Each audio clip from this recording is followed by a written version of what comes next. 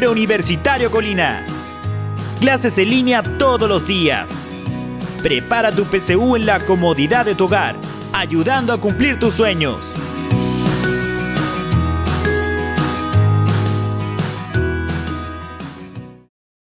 ¿Cómo están, queridos estudiantes? En la clase de hoy día vamos a revisar las transformaciones culturales en el Chile de mediados del siglo XX, específicamente entre 1960 y 1970.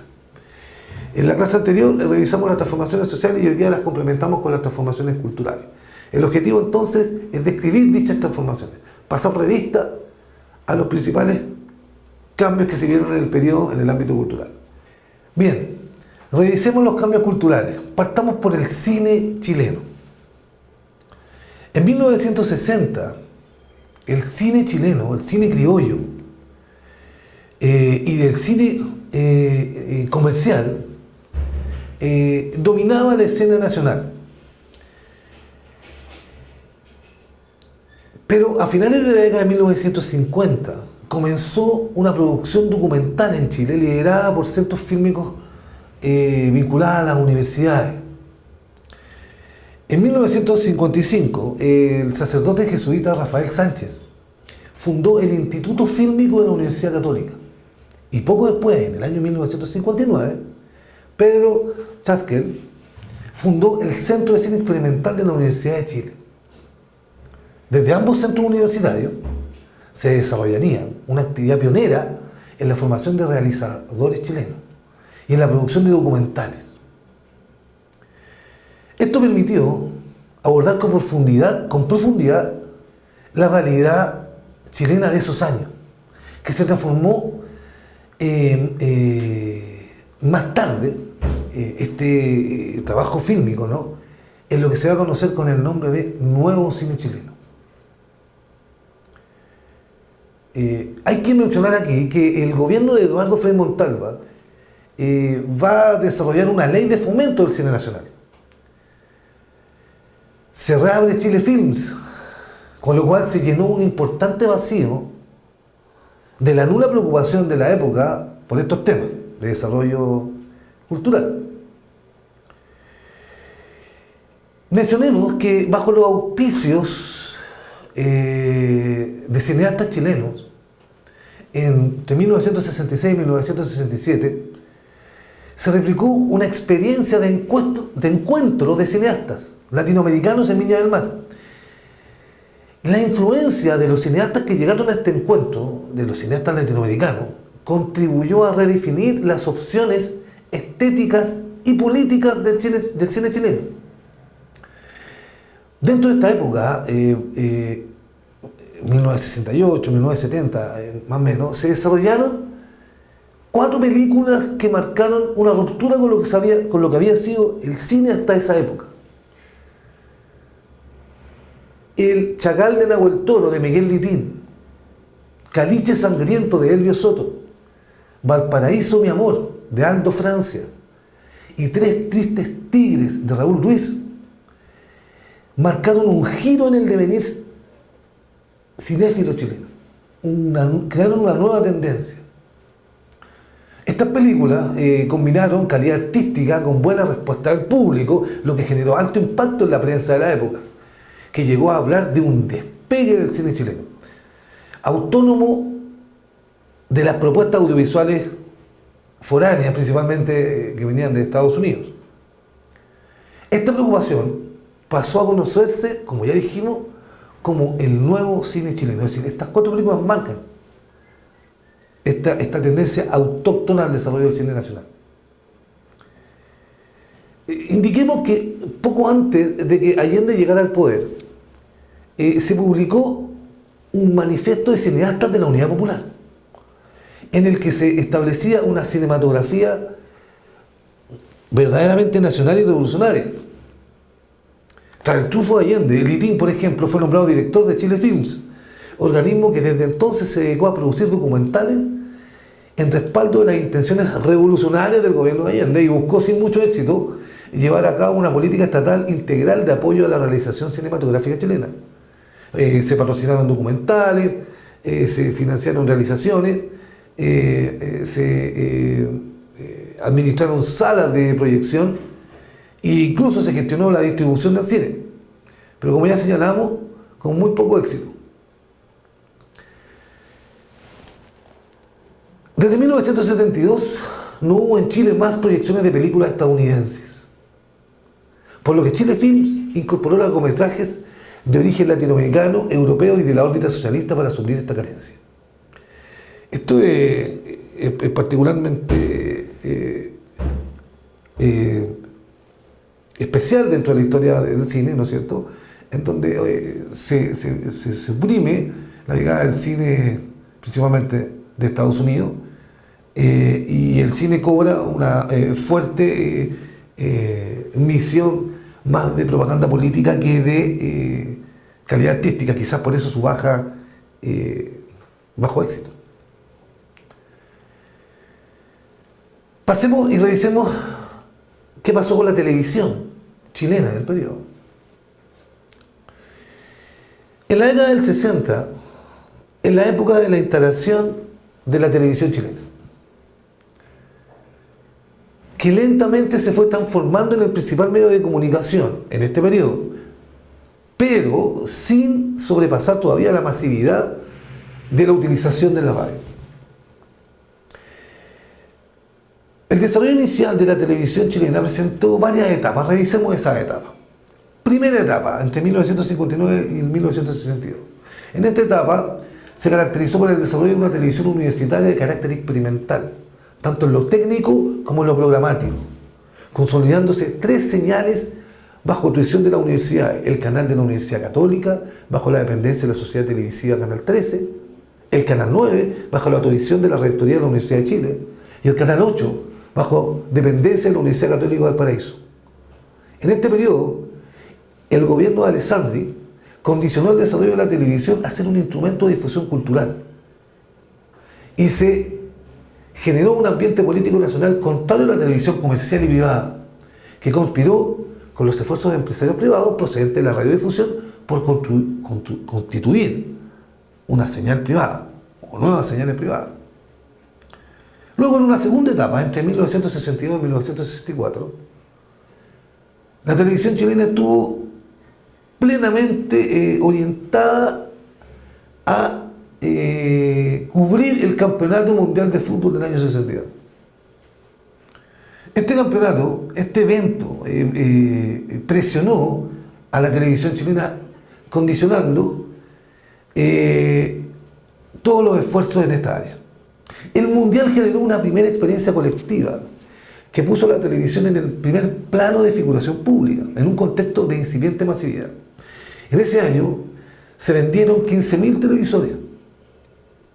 Tras el Mundial, la caída de las audiencias provocó que las emisoras redefinieran sus políticas de emisión, destacando el modelo del Canal 13, que buscaba combinar objetivos culturales con objetivos comerciales. Y esto lo hizo con relativo éxito entre el año 1963 y 1964.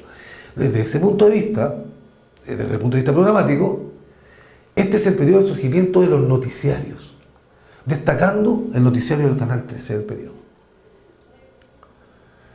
Una tercera etapa se gestionó entre el año 64 y el 67, se produjo en ese periodo, en el cual se caracterizó por la consolidación de la competencia televisiva,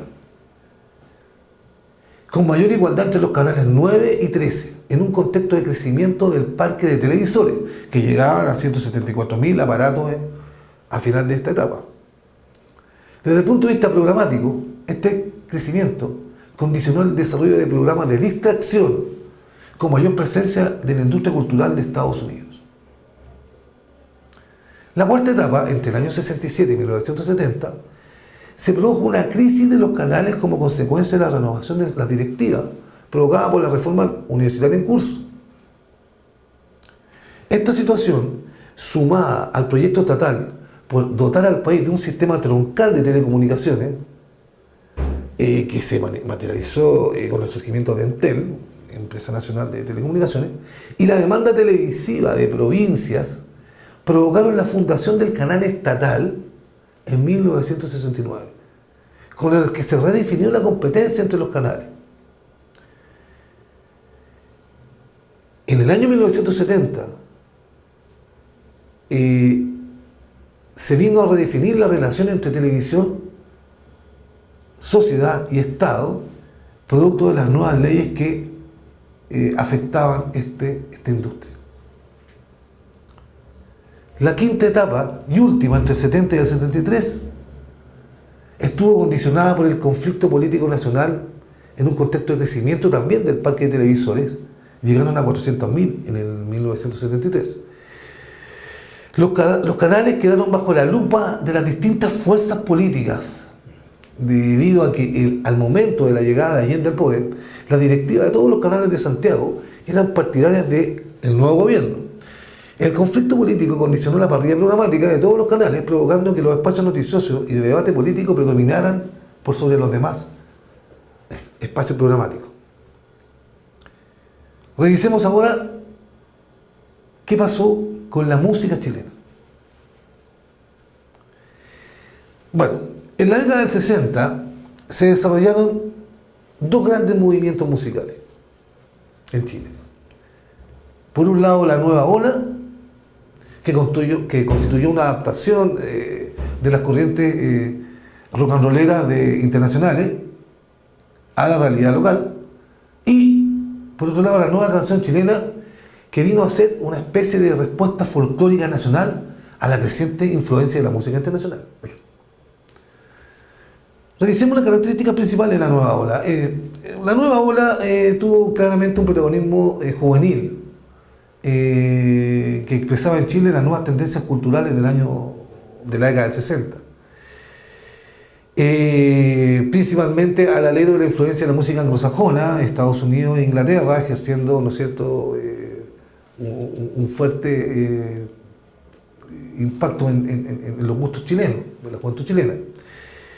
En esta etapa se produjo la masificación de los discos de vinilo de 45, el auge de las discotecas, la todavía masiva presencia de la radiofonía y los éxitos internacionales del rock and roll fueron factores clave del desarrollo de esta corriente musical, inaugurada a fin más o menos de la década del 50, que vino a canalizar la rebeldía juvenil contra las generaciones mayores que se opusieron fuertemente a la penetración de estas tendencias en Chile.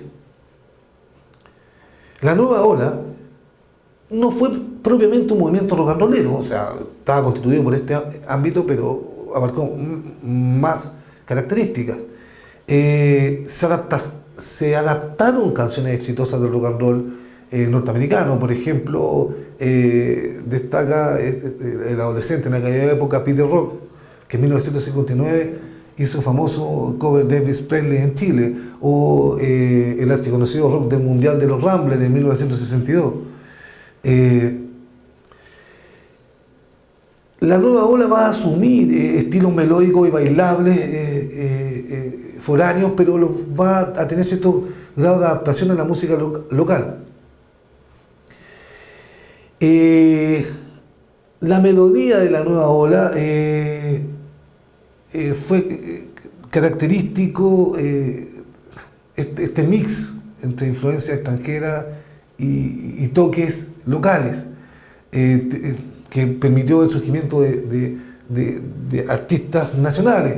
Aquí tenemos a Antonio Prieto, Antonio Zabaleta, Cecilia, Ginette Acevedo, Gloria Benavides, Jorge Pedrero, Luis Dimas, José Alfredo Fuentes, Pablo Salvatore, Buddy Richards, Joaquín Valdés, entre otros, cuyos estilos musicales iban en una línea que más tarde se denominó como música pop, y que fue postergando la rebeldía juvenil que caracterizó a esta nueva ola, más presente del rock and roll. Por otra parte, se daba la nueva canción chilena. ¿Qué es la nueva canción chilena? Fue un movimiento musical y un fenómeno cultural que surgió de la síntesis entre los fenómenos que estaban ocurriendo en el ámbito político. Por ejemplo, la influencia de la Revolución Cubana, el crecimiento electoral de la izquierda, el creciente enfrentamiento entre el mundo capitalista y el socialista en el contexto de la Guerra Fría, en fin, con elementos técnicos y musicales que procedían de la tradición folclórica nacional. Este movimiento surgió como una nueva fuerza creativa orientada a la defensa de la identidad cultural nacional, frente a la influencia de los cánones artísticos, principalmente norteamericanos, y en ocasiones asumió un rol político de urgencia, de denuncia y de propaganda, adscribiendo a un modelo cultural de influencias socialistas. Como la industria musical chilena estaba comprometida con la nueva ola, la nueva canción chilena se desarrolló en circuitos sociales alternativos, tales como conciertos universitarios, en lugares de trabajo. Las peñas fueron característicos como ámbito de desarrollo para este movimiento. Su creciente popularidad, sumada a los cambios políticos que se estaban viviendo, y la aparición de sellos discográficos partidarios de esta tendencia, permitieron una mayor difusión de este movimiento a fines de la década de los 60. Desde este momento, las canciones de Violeta Parra, Víctor Jara, Quilapayún, Inti Illimani y Yapo, entre otros, se volvieron conocidas por un público más masivo y diversificado, permitiendo al movimiento transformar la escena musical chilena de comienzo de los años 70. Revisemos ahora brevemente los cambios en la literatura. La literatura en la década del 70 estuvo dominada por los poetas, de los cuales los más conocidos eran Pablo Neruda y Pablo de Roca. Este último Premio Nacional de Literatura en el año 65, que a mediados de los años 50 se había enfrentado en lo que se conoció como la guerrilla literaria. Además de estos dos consagrados poetas, destacaban otros: Juan Guzmán Cruchaga, Juvencio Valle, Nicanor Parra, Humberto Díaz Casanueva, entre los novelistas más conocidos. La mayoría de ellos, sin embargo, había desarrollado la mayor parte de su obra literaria en la década del 40 y el 50, por lo que no podían ser considerados como parte integrante de una generación literaria de los años 60. O sea, esto era de la época anterior, pero igual los podríamos considerar dentro del periodo que estamos analizando. Mención especial aquí reviste el poeta Nicanor Parra con su antipoesía, que a mediados de la década de los 50 se desarrollaba fuertemente. Y al final de la década de los 60 se dieron a conocer sus principales obras: Manifiesto, Obra Gruesa y Artefactos, correspondían a este último periodo. Estos nombres que acabamos de mencionar, que responden a escritores consagrados, ya asentados en las principales instituciones culturales del país hasta el día de hoy, no son los únicos. Hay también en este periodo una nueva generación de novelistas y poetas, donde destaca Eduardo Anguita, Gonzalo Rojas, y escritores como Jorge Edwards o José Donoso, que obtendrían la consagración en años posteriores. Otros nombres con trayectoria, pero menos reconocimiento público, eran Enrique Lynch, Miguel Arteche y Braulio Arenas, por mencionar algunos. Mención especial requiere la literatura infantil, en donde destaca la figura de Marcela Paz, que había comenzado a escribir en la década del 50 una serie infantil que todos conocemos hasta el día de hoy, Papelucho. Más allá de los nombres, esta fue una década de numerosas agrupaciones literarias. Se trataba de grupos de poetas jóvenes que tenían formación universitaria, predominantemente de provincias, y que fundaron revistas literarias que gozaron de cierta periodicidad y perduración a lo largo de la década, tales como La Valdiviana, La Penquista, La Ariqueña, La Temuquense, La Osornina, y en Santiago se dieron en estos espacios innumerables ediciones literarias que van a ser el escenario por el cual se van a hacer conocidas todas estas obras. Lo interesante es que estas tenían contacto entre sí, y principalmente lo particular es que el sector centro y sur del país, Valdivia, Concepción, Temuco, eran como los principales centros de su desarrollo.